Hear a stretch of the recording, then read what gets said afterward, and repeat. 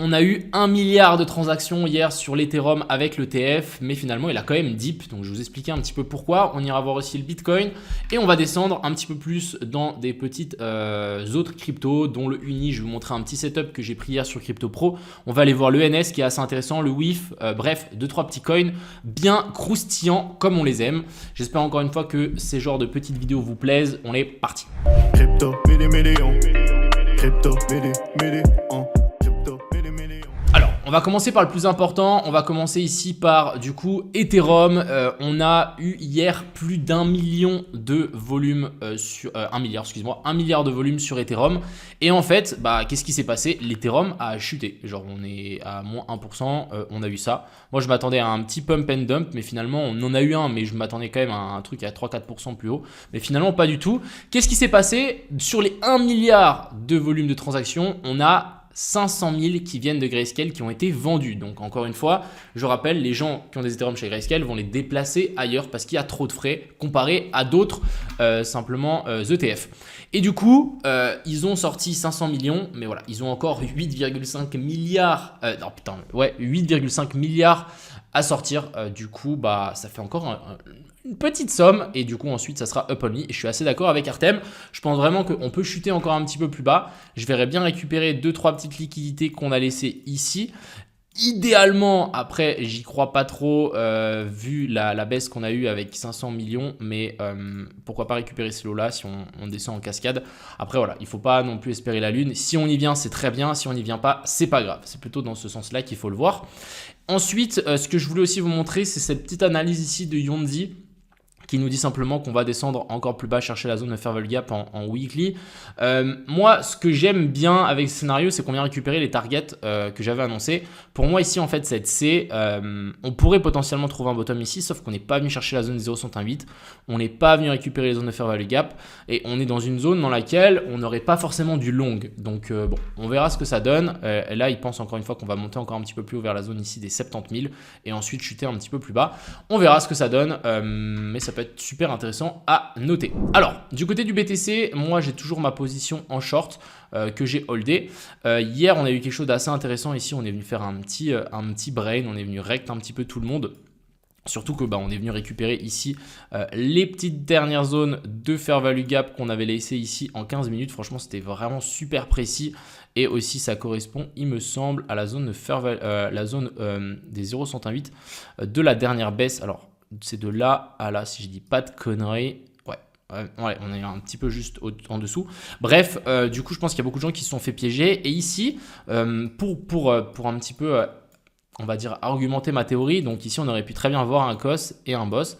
Mais simplement, les gars, on était dans une potentielle petite structure baissière. Donc, on n'essaie pas forcément de long une structure baissière. Et la descente ici, regardez comment elle s'est faite. Elle s'est faite d'un coup.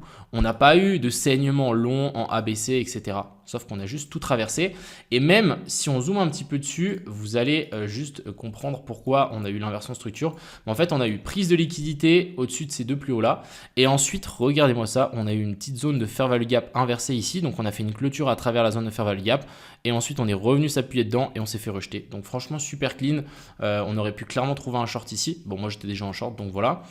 Si on zoome un petit peu sur ce qu'on va potentiellement faire ici, moi, je pense que on va descendre un petit peu plus bas. Ici, on a laissé clairement des liquidités. Donc ça, c'est clair et net qu'on viendra les récupérer à un moment ou à un autre. Je pense que la première arrêt, comme je vous ai dit hier, ça va être la zone OTE de tout ce mouvement-là. Donc c'est exactement vers la zone des 65 200. On peut descendre un petit peu plus bas. Vous voyez que là, on a des lots qui sont toujours intacts dans la zone de fair value gap juste en dessous. Donc je pense que le bottom n'est pas encore trouvé. Ce qu'on peut voir ici, potentiellement, c'est une continuation de structure baissière. Donc regardez, ici on a un COS. Donc en fait, on n'est pas à l'abri de corriger tout ce mouvement et venir récupérer la zone OTE qui est placée ici, donc vers la zone des 66 600. Donc remonter jusque là et ensuite redescendre et descendre un petit peu plus bas et venir récupérer les dernières targets. Et ensuite, après, à voir comment ça va se goupiller ici dedans, mais on pourra potentiellement trouver un long si on a un setup. Et je dis bien si on a un setup. Si on n'a pas de setup, on ne longera pas. Mais personnellement, je vais holder mon short, même si on remonte un petit peu. C'est pas grave, je pense sincèrement qu'on va descendre plus bas. On va être patient et peut-être si on monte un petit peu plus haut, pourquoi pas essayer de recharger le short pour encore une dernière baisse. Du côté de l'Ethereum, franchement, pas grand chose à dire. Je verrais bien au moins un craquage. pourquoi pas passer ici en dessous. Hop, on vient craquer. Après, ça dépendra aussi de Grayscale, à quelle vitesse et à quelle fréquence ils vont les vendre, leurs Ethereum. Mais pourquoi pas voir ici une petite chute. Et si vraiment on a un petit setup de retournement, pourquoi pas retenter un long ici et venir target les liquidités qu'on a laissées juste au-dessus. Ouais, simplement, je pense qu'il faut patienter pour le moment. En tout cas, ce qu'il faudra essayer de trouver, c'est des longues. Et pourquoi pas attendre un retour dans la zone OTE. On verra. Ça dépendra de la structure qu'on va faire ici. Si vraiment on a un joli breakout plus une réintégration d'une zone de fair value gap inversée ou un changement de caractère, ça peut être super intéressant. Ensuite, on va descendre un petit peu. Je voulais vous montrer mon petit setup sur le uni qui s'est plutôt très bien passé. Bon, on n'est pas passé loin du SL quand même, mais le setup a bien fonctionné. On a eu du coup ici petite correction vers le bas, hein. Comme vous savez, il y a toujours des grosses poches de liquidité ici en dessous sur le uni. On a eu ici un COS, continuation de la structure baissière. On est remonté, on a fait un changement de caractère ici, donc COS boss. Hop, on est remonté, donc j'ai décidé de shorter ici, stop loss au-dessus du plus haut. Donc vous voyez bien que on n'est pas venu chercher, on n'a pas passé loin, hein, je veux quand même le dire, on n'est pas passé loin, mais ça a tenu. Ensuite on s'est réinversé, on est descendu plus bas. On avait ici, je crois, une petite zone de fair value gap en 30 minutes, on est revenu s'appuyer dessus et là on est encore en train de redescendre plus bas. Donc simplement, on va pouvoir continuer à noter ici les petits COS. Donc ici, continuation de la structure baissière. Et on en a un autre ici, COS, continuation de la structure baissière. Donc là, clairement, on est vraiment dans une structure baissière. Et vous voyez qu'on commence finalement à s'accélérer vers le bas jusqu'à partir du moment où on craque tout et on nous fasse une giga mèche. En général, souvent, alors je vais juste dessiner, mais quand on s'accélère comme ça, au bout d'un moment, ça fait... et on craque d'un coup et après à voir jusqu'où on peut descendre. On peut descendre assez bas. Moi je vais d'abord, je pense, target ici la poche de liquidité qu'on a laissé là, voire même la poche de liquidité qu'on a vraiment beaucoup plus bas vers la zone des 6.7, mais on verra. Pour le coup, pour le moment, je vais patienter. N'oubliez pas qu'on peut à chaque fois corriger jusqu'à la zone OTE à chaque fois ce mouvement-là. Et en théorie, à chaque fois qu'on vient chercher la zone des 0,68 après un COS, c'est une nouvelle zone de short. Comme ce qu'on a fait ici. Vous voyez que là, c'est le dernier plus haut après le COS, on tire notre Fibo, on est bel et bien venu chercher pile poil la zone 0,68, ça aurait pu être un nouveau short, et ensuite on s'est pris un coup de pelle et boum, on est redescendu. Donc vraiment super important, identifier les COS, on revient chercher les zones OTE, c'est du coup une zone dans laquelle on peut agir, et le mieux ce serait d'attendre un petit setup de retournement. D'ailleurs, le setup de retournement qu'on aurait pu voir ici, pour moi ça aurait été la fair value gap inversée qu'on a eu là. Regardez-moi ça, c'est super clean. On a fait une clôture à travers et ensuite simplement il aurait fallu du coup short cette zone de fair value gap inversée. Donc je pense qu'on aurait pu trouver un truc comme ça. Après je pense que le ratio n'aurait pas été incroyable. Ouais, on aurait pu trouver du 2. Mais bon, c'est pas non plus genre la folie. Je tenais à vous montrer le ENS qui est assez intéressant aussi. Je pense que là c'est une position qu'on va sans doute prendre avec le groupe Crypto Pro si on a un setup. Mais en tout cas là on voit bien, on a une belle structure haussière. À partir de ce moment là, on est passé haussier, là aussi. Petite correction vers le bas, ça a tenu, on est reparti. Du coup là on a de nouveau un COS. Je pense que là on est vraiment... Vous voyez la différence, on monte en ascenseur, on descend en escalier. C'est pas du tout ce qu'il y a eu sur le Bitcoin. Sur le Bitcoin, on est vraiment en montant en ascenseur, on est redescendu en ascenseur et ça c'est plutôt mauvais signe. Donc là vraiment, pour moi c'est vraiment haussier.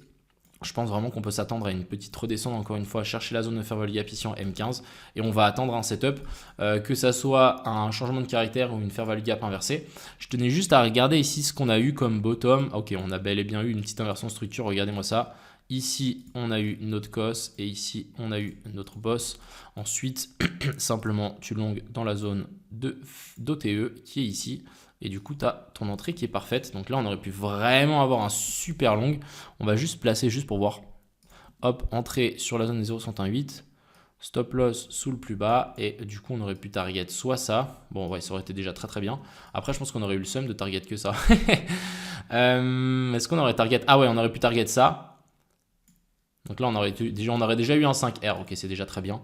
On va pas se mentir. Mais là, on aurait vraiment eu un truc très sympathique à prendre en compte. Après, le seul bémol ici que j'aurais peut-être pas forcément long, c'est simplement qu'on n'était pas dans la zone OTE de tout ce mouvement. Mais je pense que de temps en temps, on devrait essayer non plus. Regardez, on était pile poil sur la zone des 0,5 et ça a quand même bien tenu. Donc voilà, à surveiller. Maintenant, j'attends un potentiel retour dans la zone de fair value gap ici pour potentiellement reprendre un long. avec target le plus haut là, voire un peu plus haut. Continuons avec le whiff. Alors le whiff, très intéressant, on est vraiment sur une zone super cool pour long. Et pour le moment, on n'a toujours pas de setup. On a eu le cost qui s'est formé ici. J'ai placé toutes les lignes pour toutes les zones de pied de fair value gap qu'on a en low time frame. Et le plus important, c'est le low ici. Donc c'est vraiment la mèche après la mèche de liquidation. Donc si jamais vous voulez même placer un ordre déjà, vous pouvez le placer sur la mèche de liquidation, stop loss sous la mèche après la mèche de liquidation et TP ici au-dessus. Donc ça, je pense que ça peut être un trade très intéressant. D'ailleurs, je pense que je vais placer un ordre pour ça. C'est un 7R, donc c'est vraiment très correct. Mais ça peut largement se payer avec une petite mèche qui vient kill ici. Et ensuite, on pourrait repartir très fort. Si vous êtes plus prudent, attendez une fair value gap inversée ou un changement de caractère. Je pense qu'on peut avoir quelque chose de très sympathique ici. Voilà, j'espère encore une fois que ce genre de petites vidéos vous plaisent. On va surveiller la suite du cours ensemble. Et puis voilà. Sur ce les gars, je vous souhaite à tous une excellente journée. C'était Crypto Millions.